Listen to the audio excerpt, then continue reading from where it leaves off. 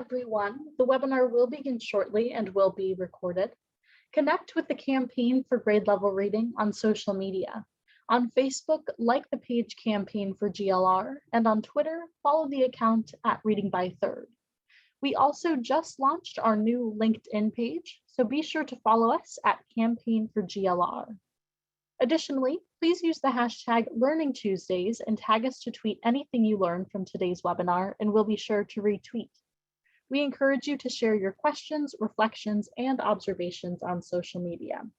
Once again, we would love to connect. So on Facebook, like the page Campaign for GLR. On Twitter, follow the account at Reading by Third. And on LinkedIn, follow us at Campaign for GLR.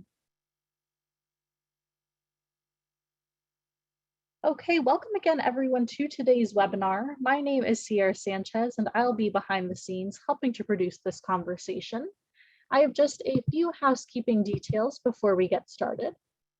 First, we would love for you to introduce yourself, so please use the chat box at the bottom of the screen to share your name, city or state, and your organization. Be sure when responding to select both panelists and attendees so that we all know who is here. All attendees are in listen-only mode, but we encourage you to post any questions that you may have during the conversation into the Q&A box. The webinar is being recorded, and a link to the recording, as well as all resources that you see shared in the chat box, will be emailed on Friday to all who registered. Additionally, we'll be posting an on-screen evaluation during closing and highly encourage you to respond. This helps us with our commitment to continuous improvement. Finally, before we begin, I would like to call your attention to our upcoming GLR Learning Tuesdays webinars. Next week on May 17th, we have an exciting doubleheader starting at 12:30 Eastern Time with a funder-to-funder conversation on promoting the child tax credit, followed at 3 p.m. Eastern by Innovation in Parent and Educator Supports Critical to Kindergarten Readiness. The following week on May 24th, we have a session on elevating educators, investing in teacher professional development for long-term payoff, and we'll invite you to wrap up the month of May with a session on prioritizing relationships in tutoring for equitable learning recovery. Registration and information will be in the chat box, and we hope you can join us. Joining me now is Hetty Chang, Senior Consultant with the Campaign for Grade Level Reading. Thank you and enjoy the webinar. Oh, apologies. Sarah Torian will also be joining on. Sarah Torian, Senior Consultant with the Campaign for Grade Level Reading. Thank you and enjoy the webinar. Hetty is coming soon, don't wait. Thank you, Sierra, and welcome everyone. Thank you all for joining us for today's engaging and informative GLR Learning Tuesdays session, Showing Up Matters for Real, Routines, Engagement, Access to Resources, and Learning, co-sponsored by our great partners at Attendance Works. In large part, thanks to Hetty Chang and the team at Attendance Works, the Campaign for Grade Level Reading has long recognized the importance of regular school attendance in the early grades as a critical factor in early school success. For years, in partnership with Attendance Works, we've lifted up the need to track chronic absenteeism and advance strategies to encourage students to show up on time every day to learn. Together, we were making great progress as more schools, districts, and states shifted from a focus on average daily attendance across a school body to look at students' individual chronic absence rates, enabling them to focus on reaching and engaging those students and their families who were missing too much school. And then the pandemic happened, and now chronic absence levels more than doubled nationwide. Responding to this challenge and the underlying trauma and fallout of the pandemic, Attendance Works has developed and released a new toolkit, Showing Up Matters for Real, to help students and their partners connect with and re-engage students and their families. Today, we're going to have the opportunity to learn a little bit more about this resource and also hear from some innovative practitioners working on the ground to re-engage and support children and families. And to begin that conversation, I am delighted to welcome and introduce our moderator for today's conversation, a longtime close-in partner of the Campaign for Grade Level Reading, Hetty Chang. Hetty is the Executive Director of Attendance Works, a national and state level initiative aimed at advancing student attendance and closing equity gaps by addressing chronic absence. Hetty has spent more than 3 decades working in the fields of family support, family economic success, education, and child development. So welcome, Hetty. Thank you so much. It is such a pleasure to be here, Sarah. The campaign has been an amazing, longstanding partner of Attendance Works. Another example of how when we work together, we can accomplish more. I want to start before I talk about our Showing It Matters for Real toolkit to lay the context of what we are seeing now. So if we could go to the next slide, please. We are facing, unfortunately, an unprecedented attendance crisis. Pre-pandemic, we had maybe 8 million, about a little over 8 million students chronically absent. And we know, as Sarah just mentioned, that this has more than doubled. Even though you don't have national data fully available, we know that from some survey data from McKinsey. We are also knowing that from some data that we're seeing from some states and some districts. And this is exacerbating educational inequities. It is higher than ever in the early elementary grades, when showing up to school is so critical for developing the routines and gaining the foundational literacy and numeracy skills that really contribute to early school success. This chronic early absence will have a profound and adverse long-term impact unless we work together to address it now. And that's why I'm so pleased to be here today with all of you and with the other panelists. Next slide before. This next slide is data that I've just been recently seeing. It's actually from a subset of districts in California. It's as of the end of March. And it shows sort of my worst fears. If you look at it, what you see in kindergarten is that chronic absence was 17% in 2020, 2021. This is using data directly provided to this SINA. They do attendance interventions. So they get daily uploads. And when they're calculating their chronic absence, they're seeing a chronic absence increase from 16 to 37%. Now, some of that may be because the 16% was during remote learning, so we were maybe not looking at attendance. But if you think about it as a change from the year before, that's an enormous, more than doubling of chronic absence. And it remains extremely high in kindergarten, in first, and then in second. It speaks to the incredible challenge that we face in front of us. Next slide, please. At the same time, we do know something about how to make a difference. We know this involves taking an all hands on deck team approach. This is not time for blame. This is time for partnership and for collective action to rebuilding the positive conditions for learning in our schools that we know help kids show up to school. We have to make sure school feels physically, emotionally healthy and safe, that students and their families, especially among our youngest children, this is also about our partnership with families where they feel a sense of belonging, connection, and support. Where students and families see when they come into the learning environment in schools, they feel academic challenge and engagement. And we are jointly working together to support the well-being and emotional competence, not just of students and families, but the adults in the school building. We know staff are exhausted. We know this has been an extremely difficult year. At the same time, when we work together as a community, we can build those relationships and put in place these positive conditions for learning, and more so than ever, to ensure we have the next generation with the skills to succeed. We need to do this. Next slide. This is about taking a multi-tiered approach that begins with prevention, that begins with these foundational whole school supports that lay the foundation for universal prevention, tier 2 intervention, and tier 3 intensive intervention.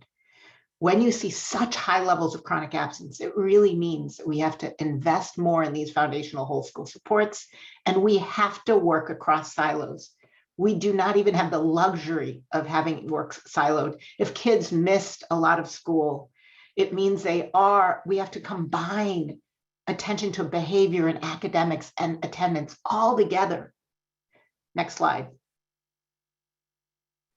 This is really about reinvesting in these foundational building blocks of school that promote engagement. These are not necessarily things that are about attendance, but when they are missing, attendance suffers. So it goes back to those conditions of learning. Is school a healthy learning environment? Do they have enrichment? Are there positive relationships?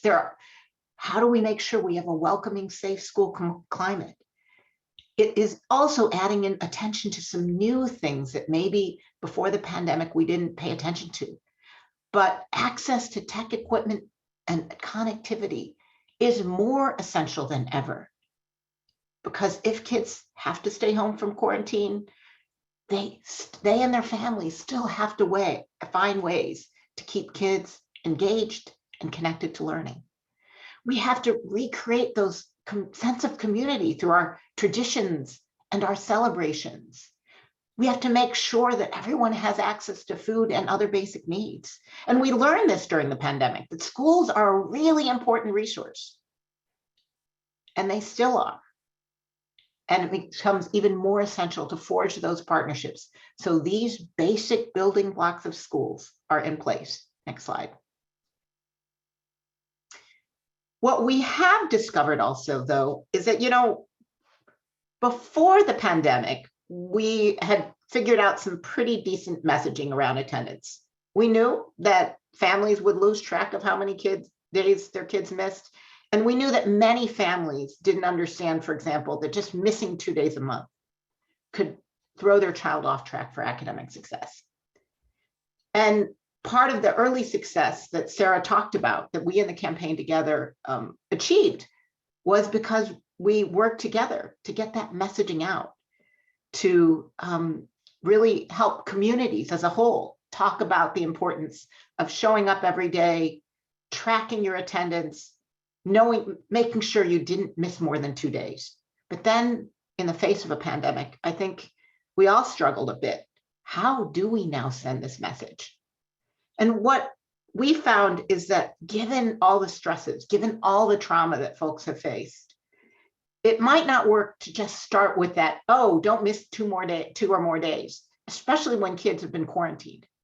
So what we found is that this kind of messaging, what we've been talking to hundreds of colleagues across the country and testing this out, and we believe this approach to messaging is going to be more successful. And it starts with talking about showing up matters for real, because it's an opportunity to build routines. And if you could click, Sarah.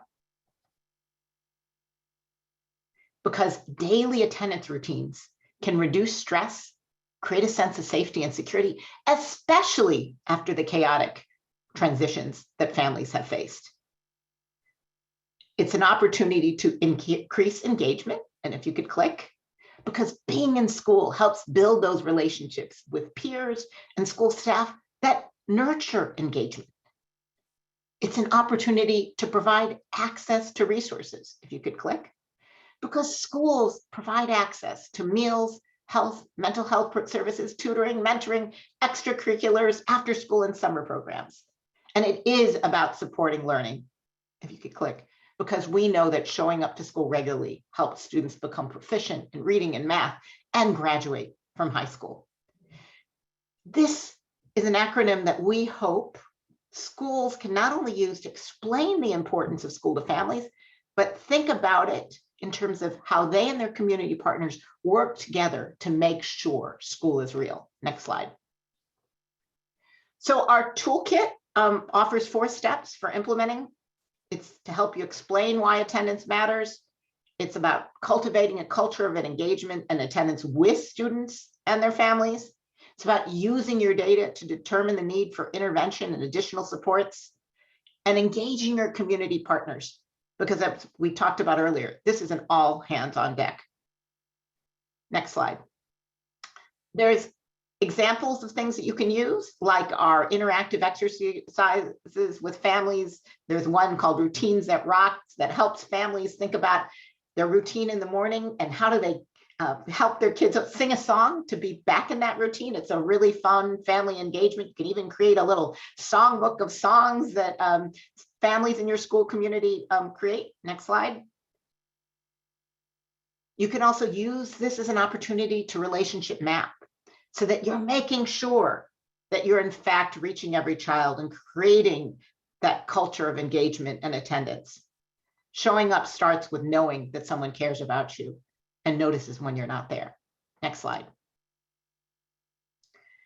You can also use it, and these are also, some of this is about organizing. How do you take the things on our website and use them to make sure that showing up matters for real? Because we also have these success plans that families can use to think about how they show up in a daily way, but also think about their connections to each other to help each other get to school.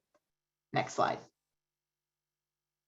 And it also has an updated chronic absence letter that you could use now as you're ending school, but you can also use it next year throughout the school year. That helps folks to think about how do they message to families about why showing up matters. And again, it starts with that notion of routines, because our families have been, all of us have been so out of routine, and getting back into routine is key to our healthy development. Next slide.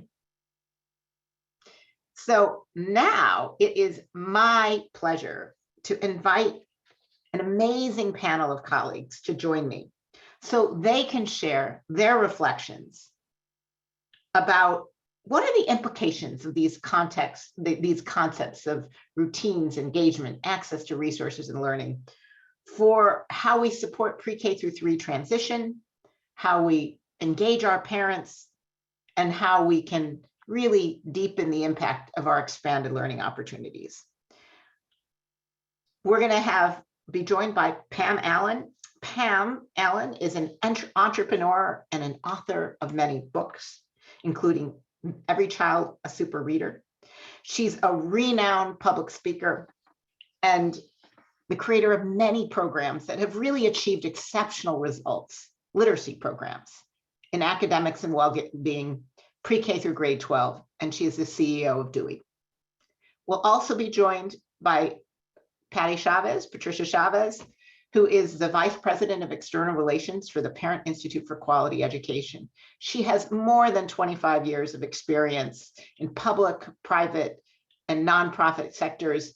She's actually a former city council member in the San Diego area, and she has a really amazing combination of legislative and community experience and cultural competency that drives her focus and work on strengthening the voice of underrepresented families.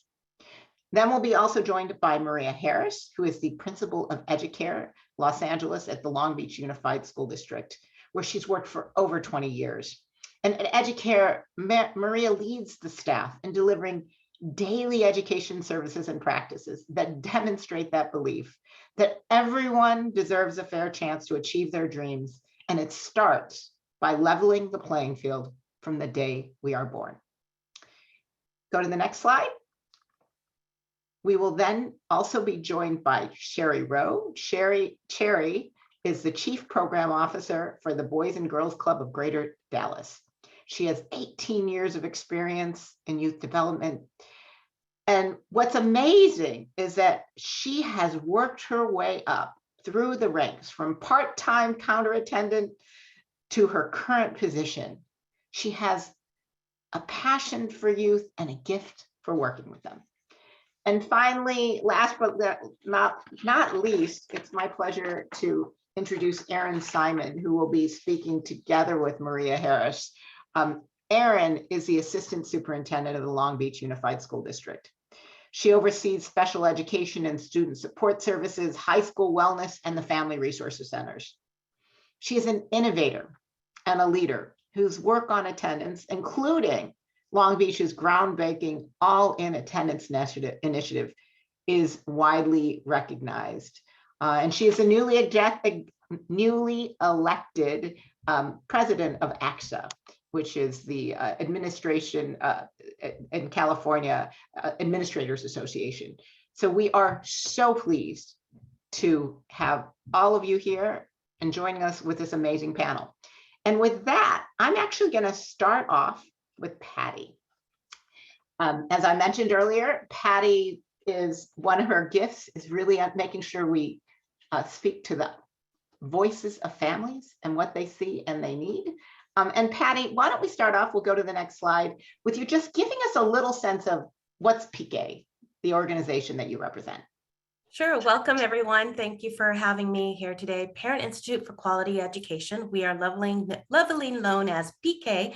I've been serving California for 35 years. In California, we partner with schools traditionally on campuses to provide parent engagement programs specifically for very specific age range from preschool, elementary, middle school to high school, and even into college bridging. We also provide STEM programs and professional development, as well as support for teachers throughout the 35 years. We serve more than almost 130 school districts annually. And during the pandemic, we went to virtual and onboarded 18,000 families onto virtual technology so they can continue their engagement and building those relationships with their schools, with their teachers, but with their community as well. Nationally, we work with state departments or school districts to build their own family engagement program. So they license our curriculum and we work with them closely for 2 years as they build their family engagement programs throughout their districts and their schools. And we span 13 states, 14, 15 go next year. We have our curriculum in 16 various languages and have supported over more than 700,000 families throughout our history. Thank you, Patty. That's such a breadth of work. And what I wanted to ask you about, Patty, is I understand, and I'm through our partnership that we've been working on, you've actually been reaching out to hundreds of families here in California to find out their experience. Can you tell me a little bit about that outreach and what you're learning about the challenges that families are facing as we've been coming back to school this year? Absolutely. So we started this engagement March 13th, 2020. And it was really, we knew, as you all know, that the families we serve who are immigrants, refugees, English learners, families who are just in this cycle of challenges, right? Really working hard. We knew that when the pandemic hit, they were going to be those most isolated. So we started doing surveys early on and focus groups with families. And you could go to the next slide to kind of hear what is going on with them. Now, we know that data, right? You can use data in different ways. This is just part of the story. And it was really important to understand what was happening with families. Early on, we asked about email addresses. We went digital. The whole world went digital.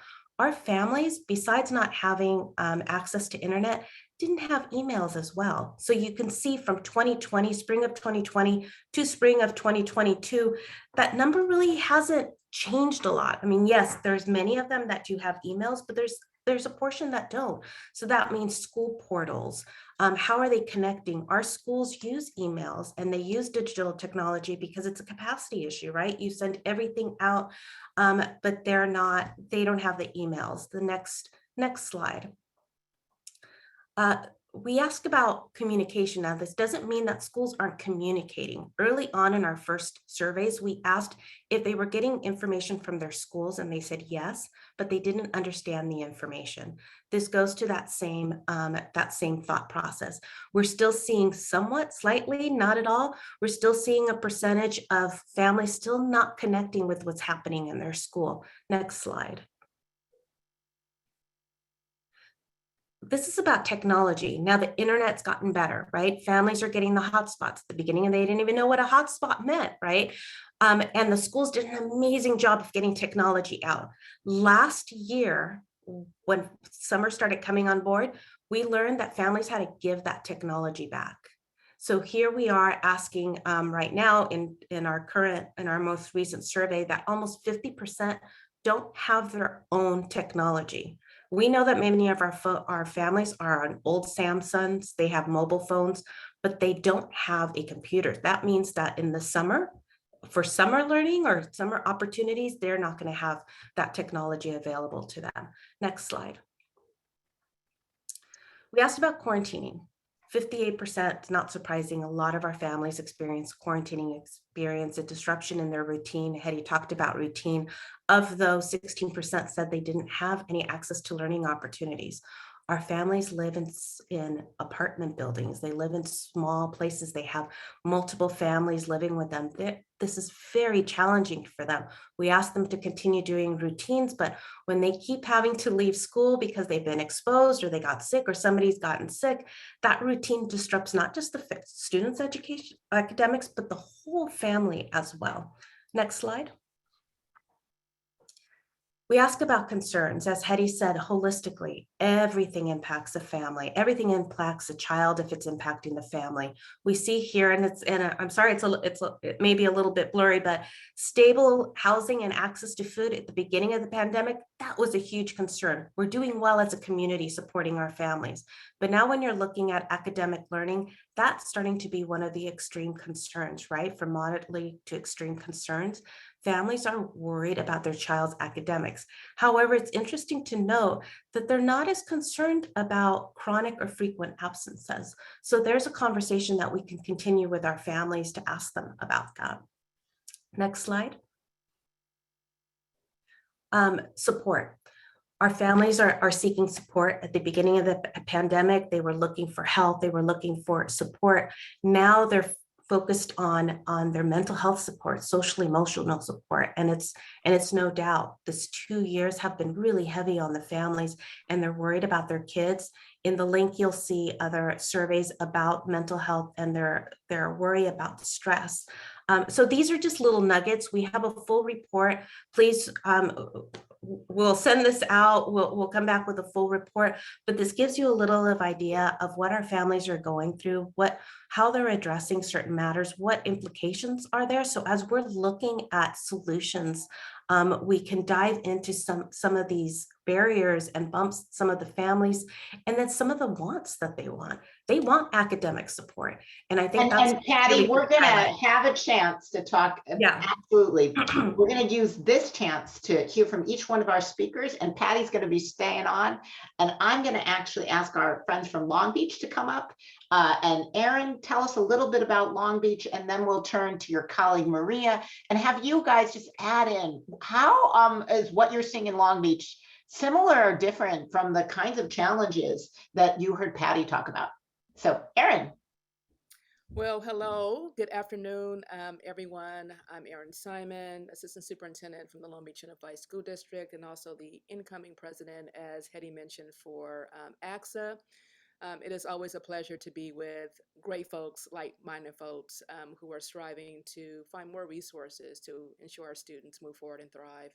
So before I introduce my wonderful colleague, Maria, the principal for our EduCare program in Long Beach, I just want to acquaint you with some demographics for Long Beach.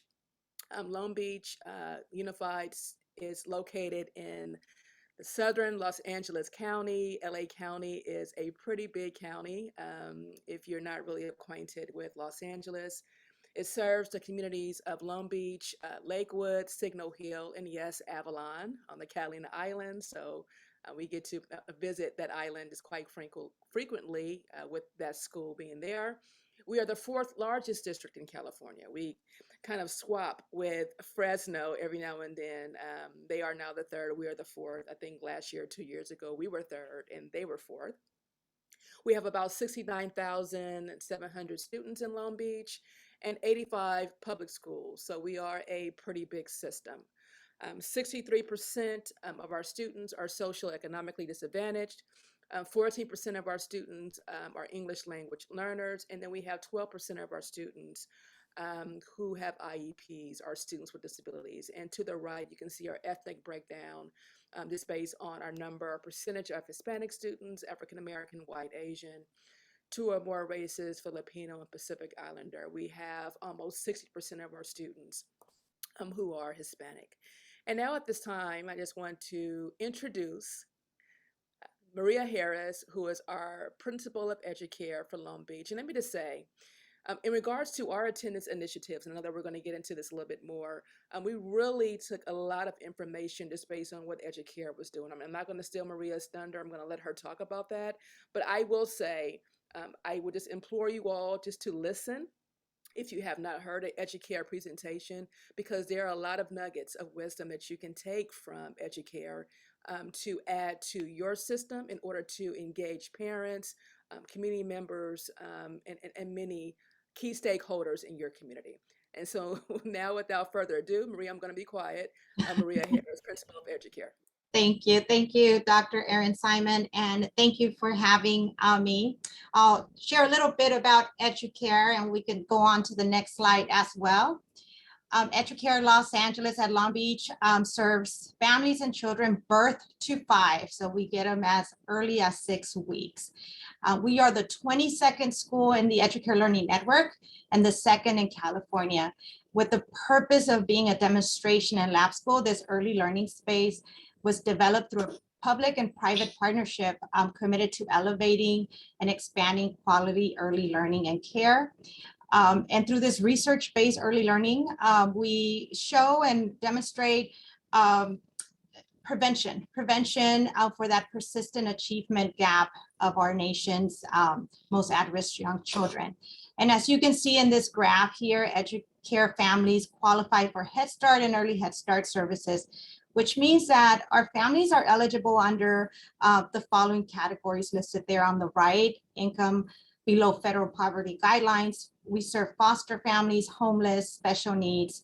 And as far as demographics, we are predominantly Hispanic and African American. 57 of our families identify as Hispanic, and a quarter of our families identify as Black and African American. We are located next to Barton Elementary, which helps with the transition from pre-K to elementary. And this neighborhood serves a high proportion of low socioeconomic status, and we're at 89% of our low SES, and compared to the district at 63%. And our challenges, Heidi, I don't know if you want me to share now. I wanted you to talk. So have this past year, what have been the challenges that you've seen for kids, for the families with our youngest learners, showing up to preschool and school? And how is that similar or different from some of the ideas that Patty shared? Right, so I see a lot of similarities from Patty, but we, because we serve our children at such a young age, we don't just serve the child, we serve the whole family, and we get to engage with our families from the very first start, from when they enroll. The challenges that we continue to see are just higher number of needs for resources and supports and connections. So we see a lot of and hear a lot about food and housing insecurities. This region, Long Beach, this area, a higher need for housing supports, where housing is at an all-time high, and our families are not able to keep up with the increase in cost of living here. With that, added services for mental health supports, families expressing symptoms of depression due to challenges with health, community violence, abuse.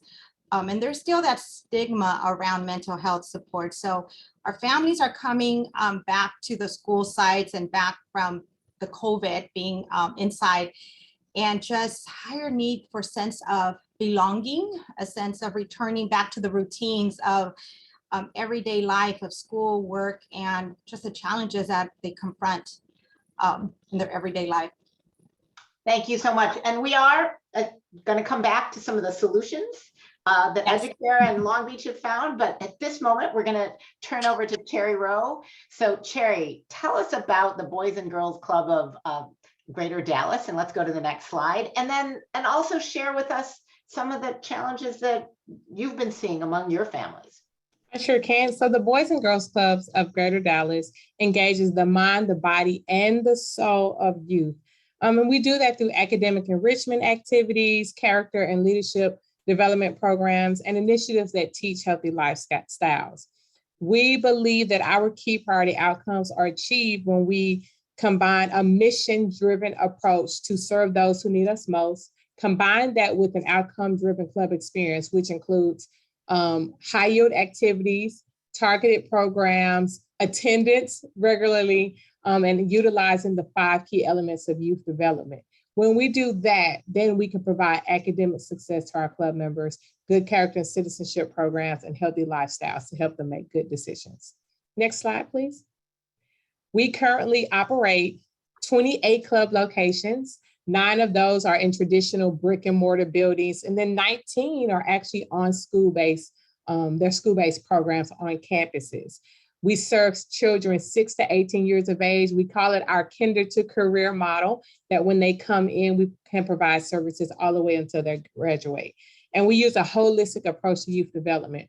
We serve predominantly minority students with 62% Black and 22% from Latinx. And we have an almost even distribution of boys versus girls, which is exciting because we didn't start serving girls until 1990.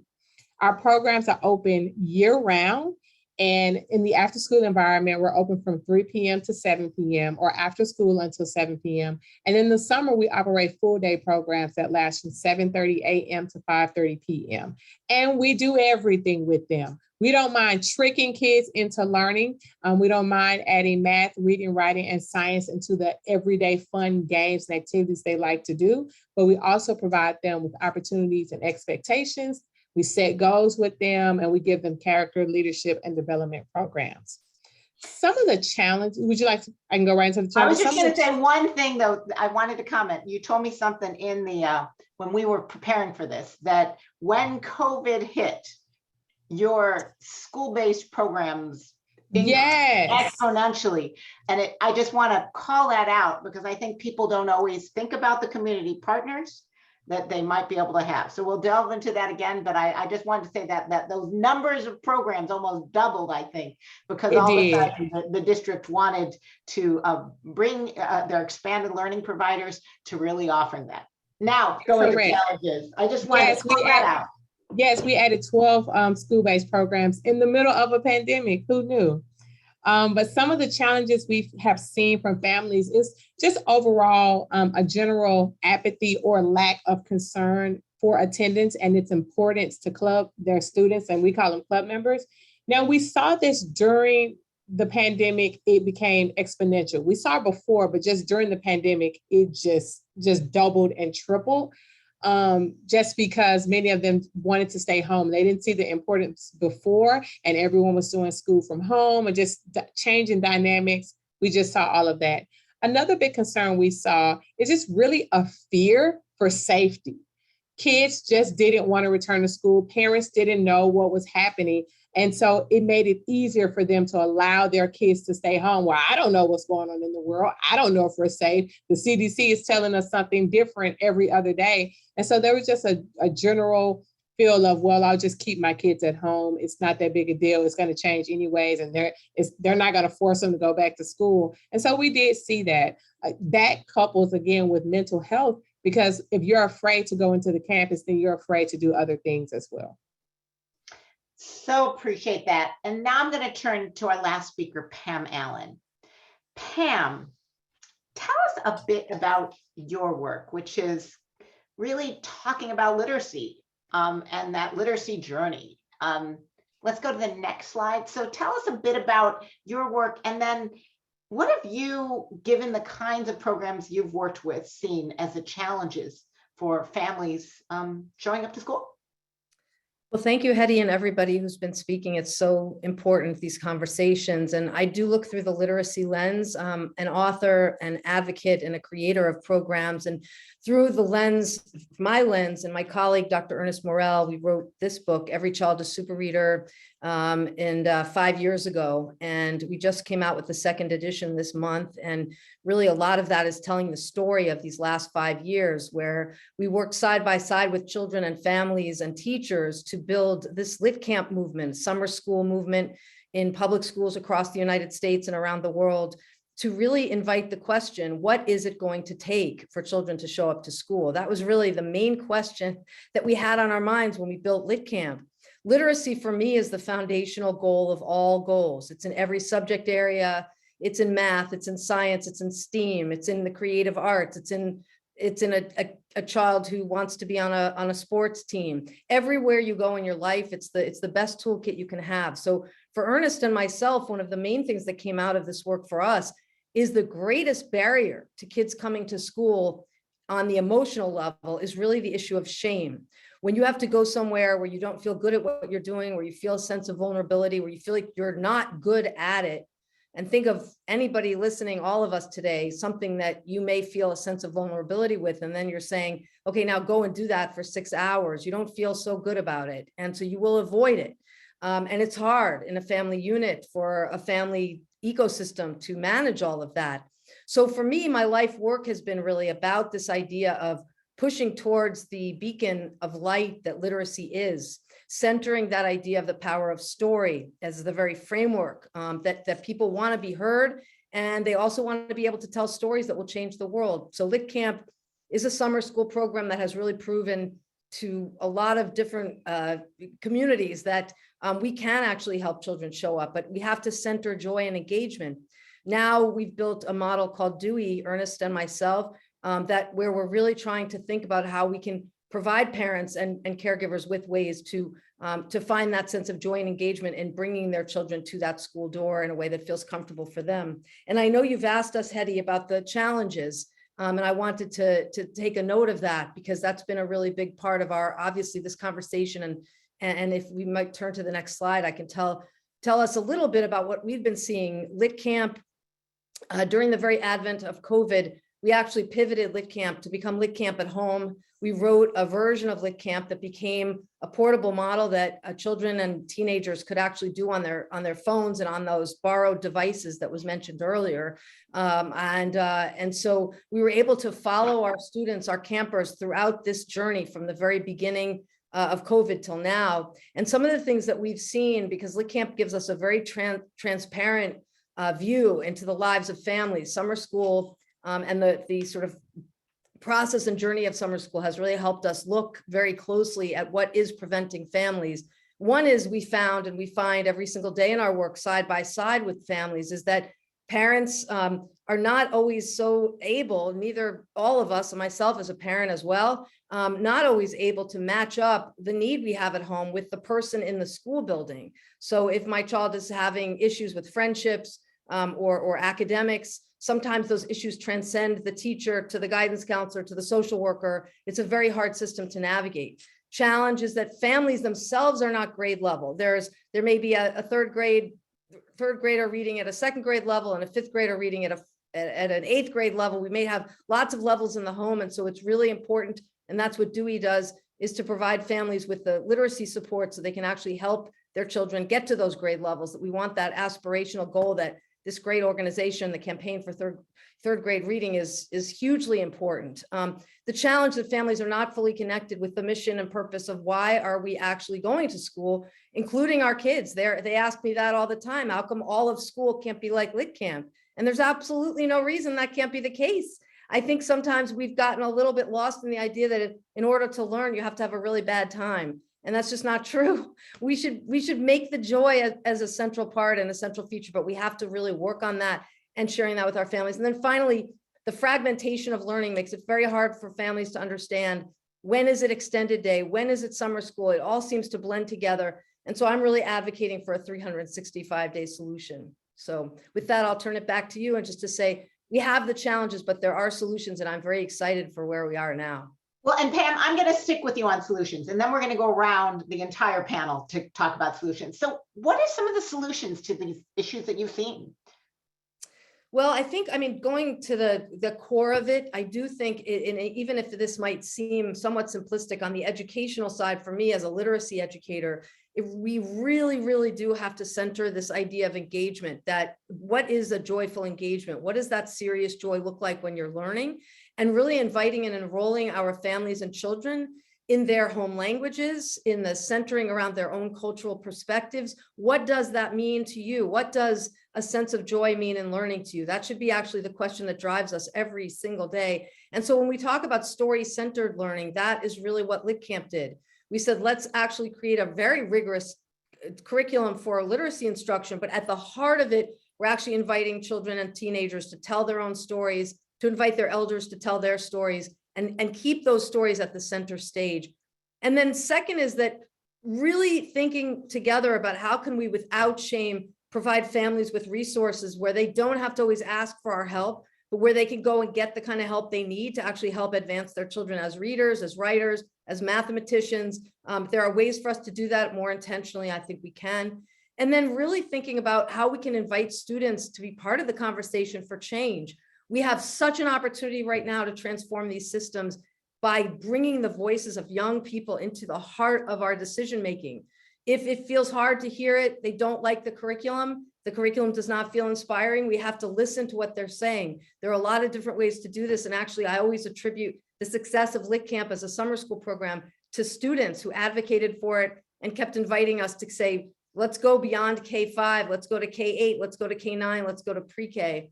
And then finally, and I said this just a minute ago too, but the idea of story-centered learning isn't just about our families, it's about our district. What is the story we want to tell for a 365-day approach, and how are we communicating that to our families and to our students? Because I think we're so busy in the tactics, we forget about the vision. We know we have a vision, but we have to really keep articulating it and keep centering the stories and the vision of families right there, asking them, what is your hope and dream for your child? What is the hope and dream you have for your child in this place, in this moment, in this time? We're right here by your side as your greatest companion. Thank you so much, Pam. And with that, I actually want to turn to one of our panelists who's with the district. So Erin, I would like you to come back on screen and talk about what have you seen work in Long Beach to get families to school. And I'm actually going to combine this with another question that I was going to ask you later. But as you talk about what you've seen work in Long Beach, can you also add how you've brought community partners into the mix? I think number one, I think families need to feel some sort of relationship, right? A trusting relationship with the district and with adults. And with us, we've learned that as you know, Hetty spoke about in her R.E.A.L toolkit, and we'll delve into a little bit later, building relationships to me is the secret sauce, right, to improving attendance. Going out and canvassing and having conversations with parents and students and families, right, meeting them where they are to hear about their needs, understanding the community, right, understanding what happens right at the local grocery store, understanding the laundromat, liquor stores, parks, things that transpire in the community so that you know how to even prepare yourselves based on staffing, based on resources, and so many other things at your school sites, right? That is very key, building relationships. So what has worked is, as I mentioned, canvassing, again, meeting parents where they are, engaging them in their child's academic process, but also for them understanding academics and what that is, and then how academic achievement and success correlates with attendance, right? Being in school every day on time. And Erin, I also want you to speak a little bit too to how you have equipped school leaders to do that work. Because there's the one of, you know, reaching out, but there's another piece because it has to happen at the school site level in order to actually happen. So how is it that you equip school leaders to take that relationship building approach and use their data to understand who needs support? Well, a part of that, thank you, Hetty, was really just in concert alongside even attendance works by building peer learning networks, systems within our schools. And so to be even more specific, we really honed in and highlighted 26 schools in our district that we recognize were in highly vulnerable areas, as Maria mentioned, had high crime, maybe domestic violence issues, high number of foster youth, and we chose those schools just based on those factors. And what we did is we scheduled time through peer learning networks to meet with those principals, attendance teams, let me just say this, principals, attendance clerks, counselors, teachers, whomever their school site had put together to be their attendance team, to talk about data, to talk about how do you use data, to talk about how you use actionable data to even understand which students you should be tapping into, to discuss how do you engage with parents appropriately from a culturally responsive a manner. And then from there, we hired through the grant for R.E.A.L, 2 early prevention specialist counselors who were key with working alongside school sites as a complementary staff to also assist in having conversations and brainstorming around how they could engage parents more and how they could look at their data and how they could make decisions even based on that data. So it was a full out effort that included several conversations throughout the span of 3 years. We are ending that grant, but moving into a new season that will continue some more of this work. But again, it's about having dedicated staff, not just one person, who can engage and work with families to build relationships, but also looking at data so you know exactly what resources you need to tap into. Thank you so much. And I want to ask Patty to come back and say, Patty, given everything that you've been hearing people speak about, what else would you add? What you want people to pay attention to in terms of helping students and families show up regularly that might not have been brought up yet, but that you are hearing from the voices of the families that you've been working with? I may have heard it or I saw it in one of the presentations. That one-on-one connection is so important. We cannot give up that person-to-person connection, especially for our families. So a phone call, those contacts that we're seeing, that the families feel welcome. We know that there's a lot going on, right? And like somebody just said, well, why send the child to school? They've already been disrupted. Why do this? When they have that feel of community, that feel of knowing somebody on school, knowing somebody else, that they can get a phone call to see how they're doing, I think that goes a long way. We saw that with digital literacy training. We saw that during the pandemic. I think that it would relate well also to attendance, not to have a call, a punitive call to say, hey, why aren't you there? But to have those conversations, that family engagement piece, connected through everything to see how the families are doing, what's going on. Is there transportation issues, right? There could be a multitude of reasons, but that the family knows that there's someone they can go to for having those questions and that somebody cares and somebody's reaching out to them as well. Patty, I also know that one of the things that PK has specialized in is building supports amongst the parents themselves. So some of it is school to parent and some of it parent to parent. Are there any particular strategies that you think are essential to ensuring that the relationships exist between the parents, so they're actually supporting each other and helping each other's kids get to school? Right. One of the things, and throughout all our workshops, is obviously having them create community. A lot of our families are humble.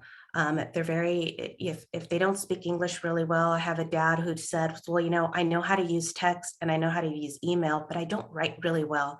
And I'm really embarrassed to send that out. And when they're talking about that amongst themselves, they have another parent that says, oh, you know what? Teachers don't care. They just want to hear from you, you know, or use this app. That sharing together has been very important. One of the things I think the pandemic did for us, and it was not easy, especially for our families who are in that digital divide, but that the ability that they were able to connect by Zoom, right, by Teams, even if it was their old Samsung, you could see the whole family in the back of their phones, right, all listening, but that they were able to have common ground where they came together and they had a realization that they weren't alone, that everybody was going through this as well, and that they heard advice from other families. So finding a way for us to create those spaces for families to come together, and don't rule out the virtual. Yes, it's challenging. Yes, our families are having challenges, but if we can help them and I'm a big proponent of digital adoption because it's not going away, right? They're going to, schools and in employment and health, they need it. And I think this will create also a way for them to interact. Social media. Use it. If our families are on Facebook, use your social media to connect with them as well. If they're using WhatsApp, we implemented a mobile app that translated for them automatically. They're on their phone. So we're trying to find where they're at in terms of communication and build upon that as well. That's so helpful. And Cherry, I now want to turn back over to you. What have you seen work in your role as an expanded learning provider to really help families show up to school? We help. That's what we do. After school programs, out of school time partners are there to support your efforts. And what we are able to do is we see the kids when they're missing. We notice when little Johnny or little Cherry didn't show up, and we're able to call the parents. We're able to follow up. We even have cases where schools will connect they'll connect with us about what they need the parents to know, and we're able to communicate that on their behalf. But kids really need supportive partners. They need supportive relationships, and we serve in that role. We can be there to support all of your efforts. We here in Dallas, one of the things we have is if a child does not attend school during the day, they cannot come to the after school program, whether that's on a campus or at one of our brick and mortar buildings. There is a requirement that they have to participate in school, and our parents know that. And the kids want to come. They want to have fun. They want to play with Miss Cherry and Miss Hetty and Miss Aaron and all the people that are at the Boys and Girls Club or at the after school program. And so they show up because they have a supportive partner there. Would you, and then I'm going to ask one last question. What's your advice to someone if they want to connect with the after school programs, expanded learning programs in their community? Yeah, if they are a school district or even just another organization, I say reach out. You have to know where your strengths are as an organization or as a campus and where your areas of improvement are. And then look for partners that meet that need. Look for partners that fill the gap. Look for partners, big or small, that can help you best serve your students and serve the kids that you have in your programs and on your campuses. So I say it's nothing wrong with a blind email. I have sent many a blind emails to school districts, and look what happened. We have 19 school-based programs now. And the same thing happens when you're trying to work with other community partners. We see that you have a need that we can fit, and we try to work together. It really does take a village, and we believe in that concept. And Sherry, I'm going to have you lead off the last question before we do really open Q&A, so people can start to be offering up your questions in the Q&A box. You can be doing that, but we're now going into the summer. We're almost at the end of the school year. How could we be leveraging the summer to support routines, engagement, access to resources, and learning? And what are the plans that you have for the Boys and Girls Club of Greater Dallas? Yeah, summer is critical. As we all know, before the pandemic, there was always this issue of combating summer learning loss. You don't want the brains to shut completely off and then they show up to school as if they never learned anything the grade before. And so even now, after we're exiting, we think, out of this pandemic, it's important to engage youth in summer programs. You need to fill that time with something productive. It can be fun, but something that's engaging for them. Here in Dallas, we're operating 9 traditional summer programs that run from 7:30 to 5:30. And then we're also partnering with one of the local school districts to provide 4 summer programs on campus for about 300 to 400 students per campus. And what we're doing is reinforcing what the educators are doing during the day with them and doing it in enrichment activities. It's important that they have something to do. Keep their minds engaged, keep their hands engaged, and keep their hearts engaged. Thank you. And I'm going to turn back to Long Beach. Erin, I know you have to leave early, so you can offer any other thoughts and then turn it over to Maria Harris. But what are your thoughts about this summer? I mean, I totally agree with what Ms. Rowe just presented, just in regards to how do you connect them with community activities that are going to keep their brains on, keep them engaged, but then also allow them to have some fun as well. So I would say in Long Beach we utilize our Boys and Girls Clubs, as well.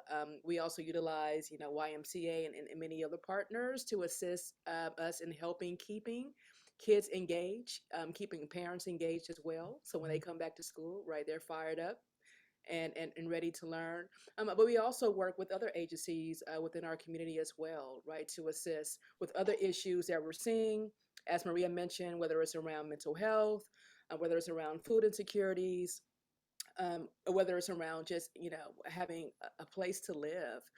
And that's something that is significant in Long Beach. And I just want to give a shout out to Long Beach just for saying, just well done for creating opportunities and agencies for coming in to assist, our families and our students in a very timely manner. What I always say is what you're not going to find is a lack of resources in Long Beach in regards to agencies, but it's just a wealth that can provide our families with support. So even with that during the summer, we do know that there are some detrimental impacts that our students and our families face that they need through the summer as well. And that's why those connections are key.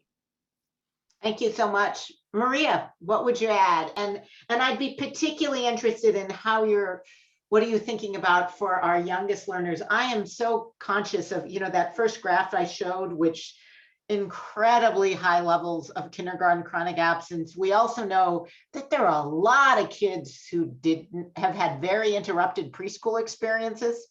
Prior to the pandemic, we knew participating in preschool actually was one of the ways you could reduce kindergarten chronic absence, because kids were in routine, kids knew people, they had dealt with separation anxiety, and now you got a whole generation of kids who may not have had any of those experiences. So how do we think about this for our youngest learners, especially the kids in the preschool years?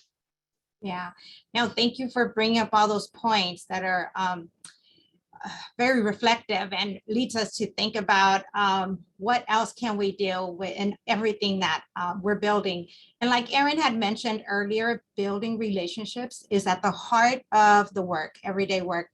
One of the things that we have in place that we feel has helped a lot is the home visits. That's part of the Head Start program. We enhance it by offering more resources because we have been part of the All-In campaign with Dr. Aaron. So the home visits are vital. They're just important. They're a connection between the families and the schools. And this happens at the beginning, before the beginning of the school year. It happens in the summer. And so the teachers and the staff, the support staff come together and they create plans for every single child in the classroom to receive a home visit. So the staff visit the home, they provide opportunities for families to meet and greet, to receive individualized time to build those relationships and offer those resources that Dr. Aaron was mentioning. They develop goals for their children and families. They identify community resources to help them because we want them to know that we're here to meet and help them with their needs, their basic needs, so that they can then think about higher goals and higher things. We also set expectations and establish routines.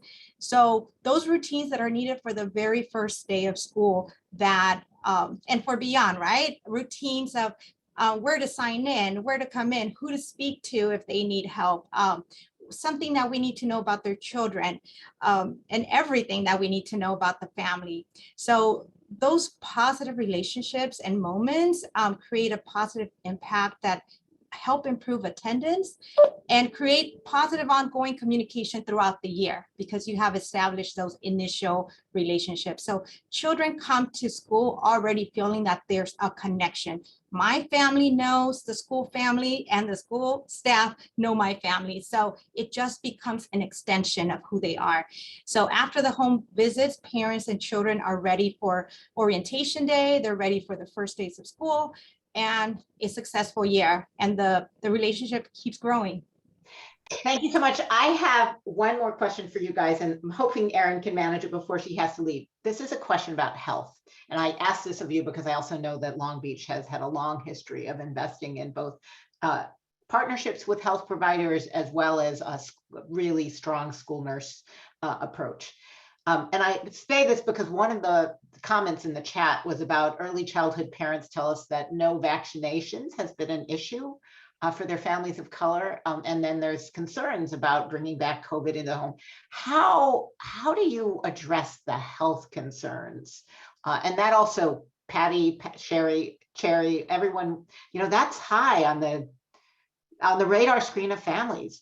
So have you been able to partner with health providers either to create access to resources, vaccinations, addressing health concerns? I would say for Long Beach, yes, and I'll have Maria even speak from an educator standpoint. We have, again, major resources. We have 2 major hospitals We have several agencies, our own health department in Long Beach that we tap into to really have those conversations with our parents. We've had community members who have hosted just virtual meetings for parents just to have discussions around, no vaccinations just based on the age, or just to talk about their concerns and anxieties around the vaccinations. And I can tell you, I was one of those folks who sat in on that meeting, Hetty, not as a district employee, but also as a parent at the time who was very nervous about giving my two kids, right, the vaccination. And those conversations helped change my mind in regards to vaccinating my children. And so that's the kind of work that you see just with Long Beach. That doesn't mean that some of the anxieties go away. And parents still don't have questions and concerns, but at least there's an open forum and dialogue around those conversations to where parents and community members are very appreciative of. Principal Harris? And thank you all for being here. I have to step off. I so apologize, but it's my pleasure to be with each of you. Thank you so much, Erin. Yeah, I was going to share that the same is those listening sessions with the families go a long way, is understanding where they're coming from, their story, why they are not seeking vaccination or why they are, and what resources can we connect them to. Information is key for them, getting information out to them, the impact of the health benefits, and then being flexible and available to them in anything that they need. We have several health fairs here in Long Beach that we connect them to. We're also connected to the mental health centers, the Long Beach Guidance Center for the Child. And the Long Beach Guidance Center is housed here at our school. So we opened the doors to them. We gave them a space to be able to see families. So they help us connect the families to the resources as well. So I would say an extension of the relationships is listening, be a listening partner with them, not just wanting to give them or teach them or show them, but having a partnership that is co-learning, that we're learning together and helping them through those challenges. Patty, I noticed you turned on your camera, so I'm going to assume that might be you wanted to weigh in here, both maybe about the health concerns or thoughts about the summer. Well, I think it goes with what is being said there, that cross partnership collaboration is so important in our community. As someone who's a big geek about local government, you look at our local cities and our communities, there is a school in every neighborhood. We can have food deserts, we can have all kinds of other, but there is a school community there that can be supported by the community at large and can be also be a hub, right, for support. Let's not forget our faith-based communities. We love partnering with everyone in our community to share information. And when we were talking about health, absolutely health is going to impact a family. So use your communication channels, all your communication channels, just push information out. The messenger is just as important as the message, especially for our families who are afraid or lack trust or connection, right? And in-person versus virtual, now there's two ways. So if family says, well, I'm running home from work at 6 o'clock, well, tune in, the webinar is on Facebook Live, right? There is information available to them. Terry. Yes, would love to jump in here. And to Patty's point and Maria and what everyone else said, use your community partners as well, because we do provide the same thing. At Boys and Girls Club, we provided information. We provided vaccination clinics for our families at our locations. We also, to the point Patty made about food deserts, we give out food every day. And we give out weekend food for families in those food desert communities. We provide vision clinics. We provide dental screening. So literally the support services that you need, again, at that foundational level, community partners, out of school time partners can actually help you meet those access and those lack of access needs that families have often talked about. Another thing that I think may be true, and I'm going to ask all of the our panelists, if you guys can, Pam and Maria, if you can also turn on your screen, because we're going to be doing it a little bit more interactively here. But it also occurs to me, Cherry, that one opportunity in the summer is when kids can be back in person is you can prove that it's healthy and good for your child to actually be in an in-person setting. I think folks have gotten a little nervous, I have to say. I've been starting to travel and finding ways for families to actually experience the value of their kids being back in a group setting may also be part of that. I'm wondering if, Pam, you might also speak to how can we use this summer to really connect back to students, create that engagement, address some of I think that issue of shame and kids.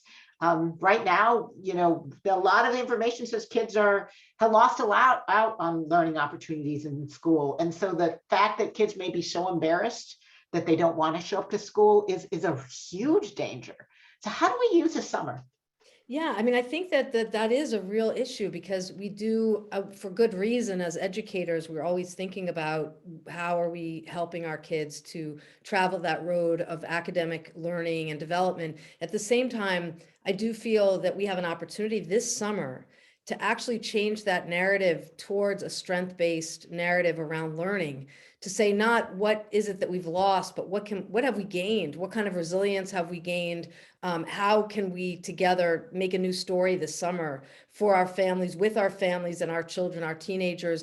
And one great way to do that, which I've seen so often just working alongside districts, is celebration. It seems so simple, but it's such an important word, because what exactly are we celebrating? What are the small and big steps that we can celebrate in our youngest? Hetty, you mentioned our pre-K, our early learners, to our teenagers who also need some celebration. We all need some celebration at this point. And there's been so much that has happened. And I think that to say this summer, what if we all put on the calendar 3 literacy celebrations this summer, 3 math celebrations this summer, no matter who we are, where we are, in school, out of school, partner organizations, school districts. If we said, let's really do that work, because in 2009 I developed a holiday called World Read-Aloud Day. I was reading aloud in a classroom, and a child said to me, "Mrs. Allen, that's just so much fun. I wish we could do that more often."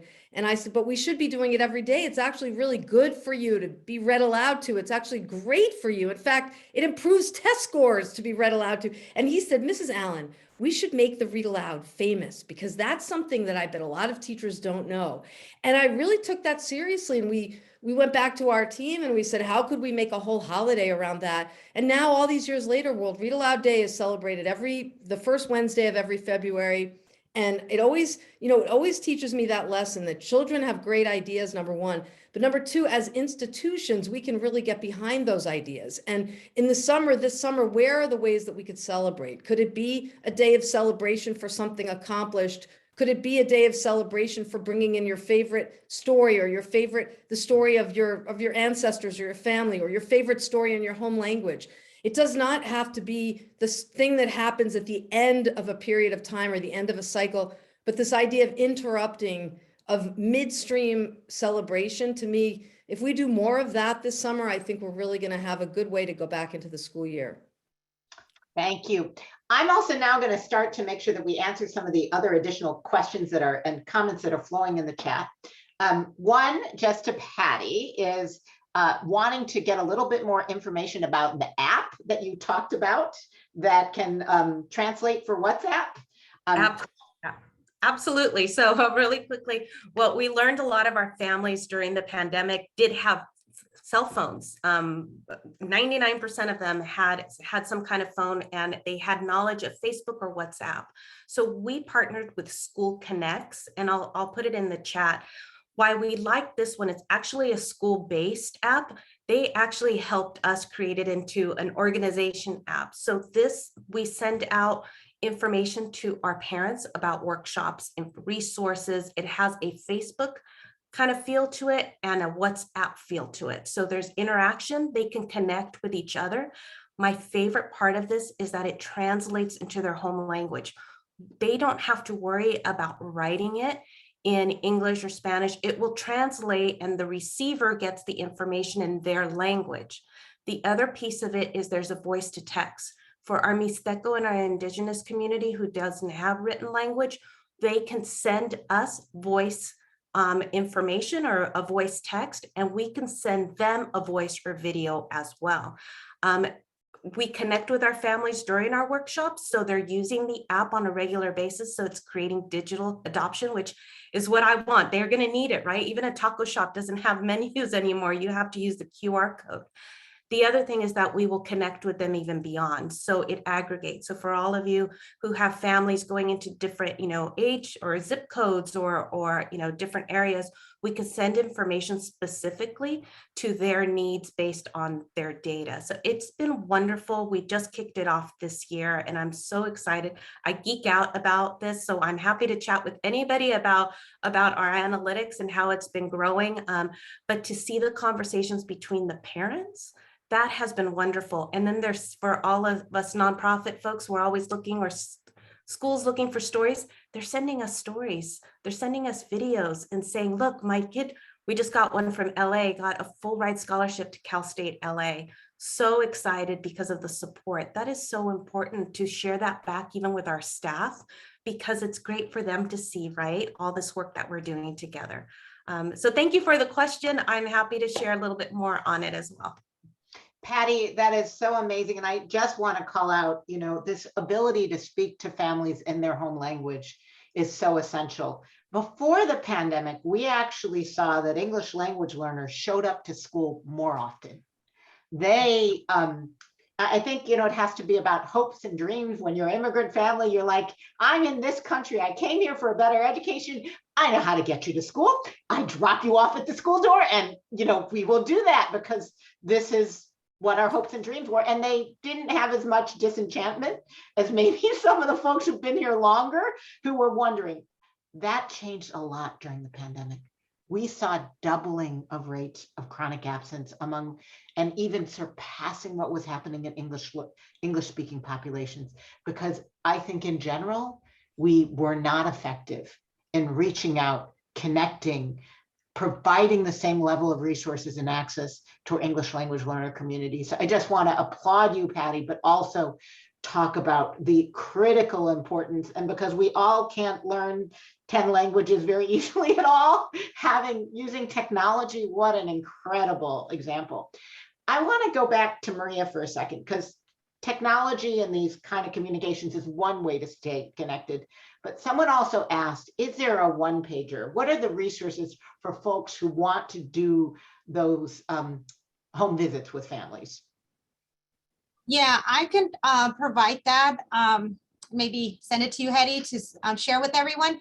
But if you go online to the Office of Head Start and under the search button, just type in home visits, you will get different resources available to everyone. And we have our own specific procedures that we have here that we just made it unique to this community, because you want to make any procedure unique to your community and who you're serving.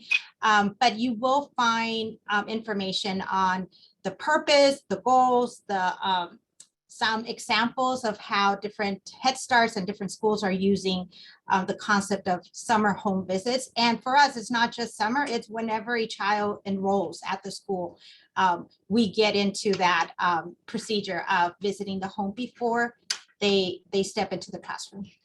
And Maria, I want to also offer too, we can get your information and I'll give it to Sarah and to the Campaign for Grade Level Reading could provide a link or resources when folks are getting the resources from the webinar. I also wanted to call attention that the Parent Teacher Home Visiting Project is another really amazing proven model of home visiting.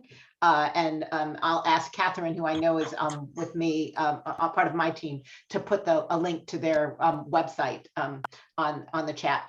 And now I want to go back to a dialogue that was happening between Bevan Evans and Cherry.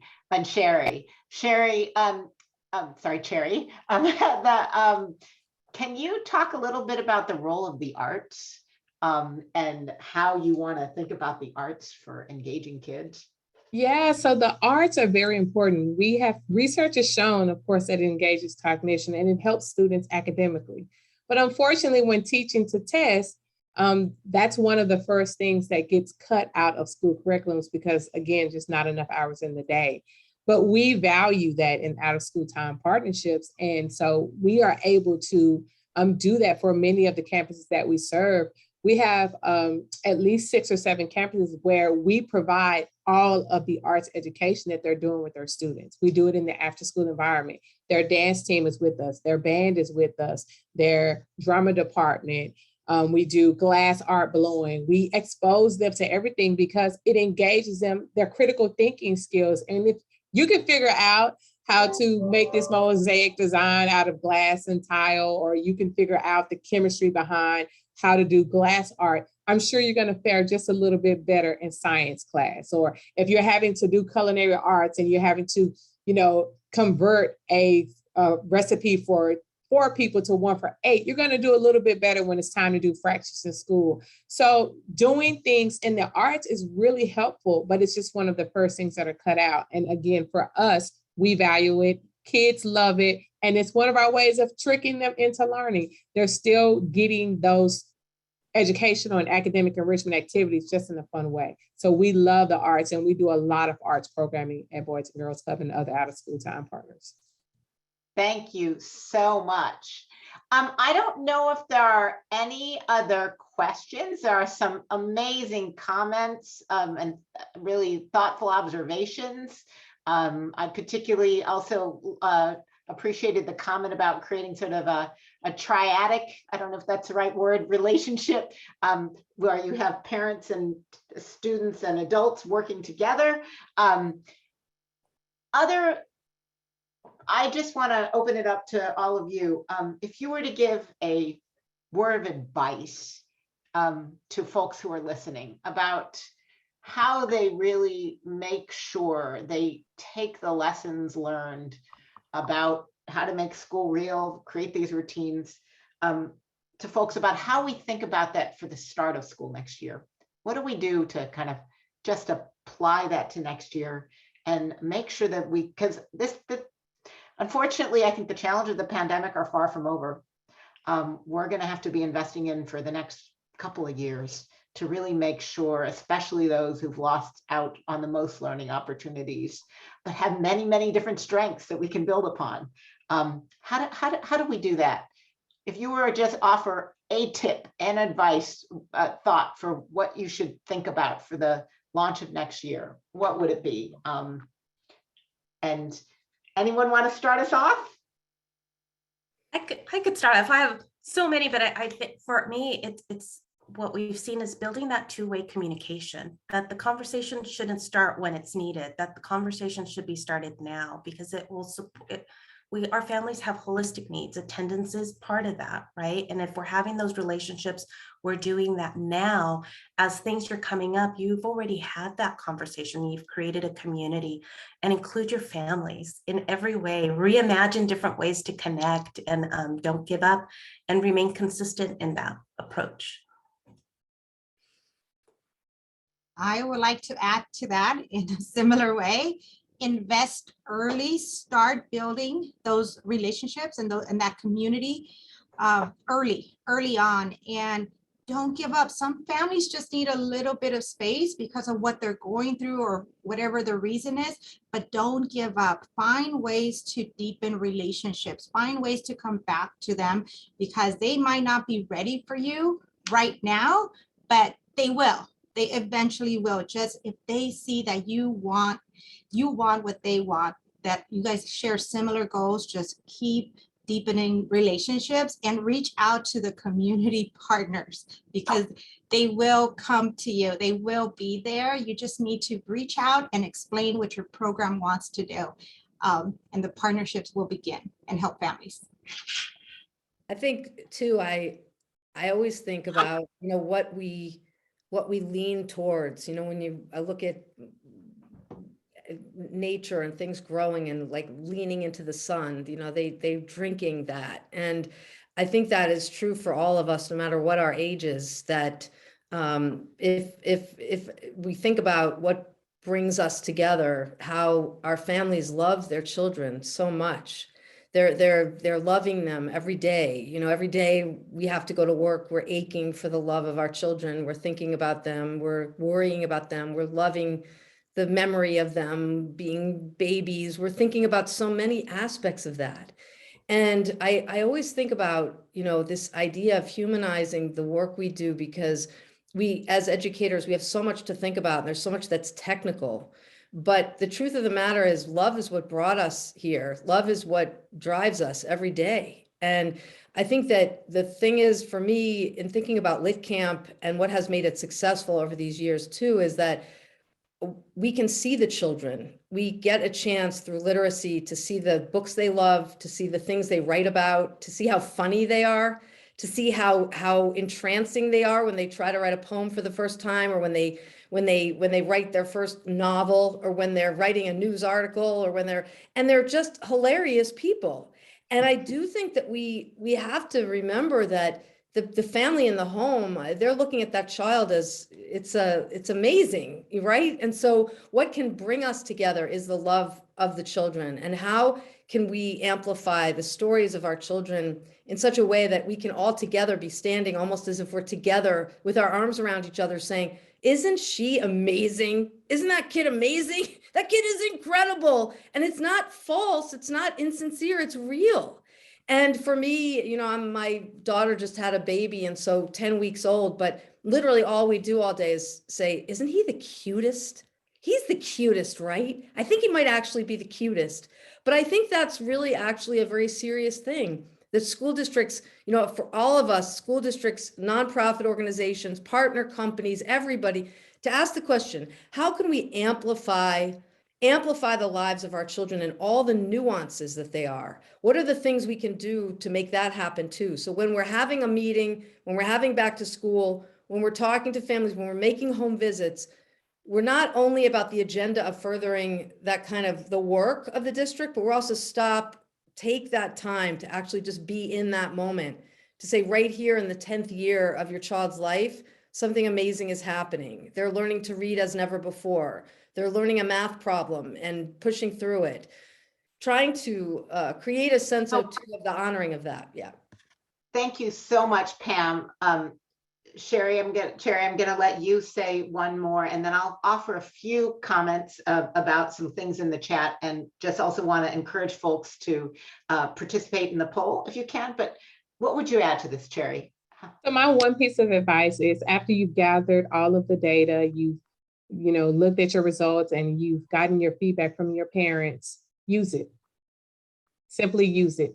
Don't let it sit idle. Don't take away from it. Don't add to it. Trust the answers of what your parents gave you in feedback. Trust the answers and trust the numbers and the results, and then adjust your programming or your plan to fit that. Use the data you have. Thank you, Terry. And I wanted to offer up, there were some questions about how do you reach out to CBOs and districts and create those partnerships. And I'm going to build off what you just said.